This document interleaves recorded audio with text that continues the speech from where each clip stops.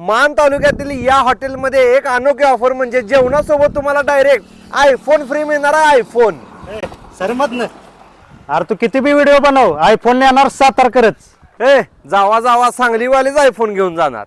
मित्रांनो, एक जबरदस्त मेजवानी घेऊन आलोय हॉटेल केसर पॅलेस मधनं. इंटिरियर तुम्ही पहिल्यांदा बघून घ्या, जबरदस्त इंटिरियर आहे.